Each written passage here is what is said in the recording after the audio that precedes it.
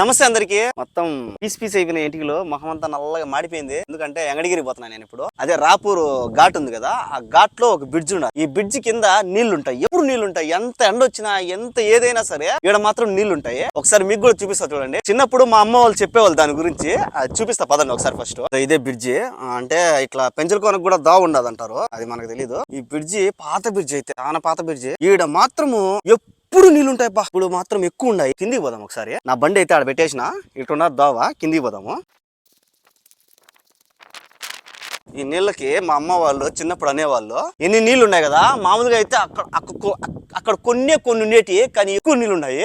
మా అమ్మమ్మ వాళ్ళది ఎంగడిగిరి అనమాట. ఈ పక్క పోయేటప్పుడు ఎప్పుడన్నా ఈ నీళ్లు కనిపించిన అంటే, ఏంది మా ఇక్కడ ఎప్పుడు నీళ్లు ఉంటాయంటే, మా అమ్మ వాళ్ళు మా నాయన కూడా చెప్పేవాడు, ఒక పెద్ద ఎనుమే దీనిలో దూరిపోయింది, లోపలికి మునిగిపోయింది. మనం బండేమనుకో గోవింద కనపరాను కూడా కనపరాము. ఈ నీళ్లు ఎవరైనా చూసింటే ఒకసారి కామెంట్ చేయండి. ఈ బ్రిడ్జి కింద అయితే ఉంటాయి.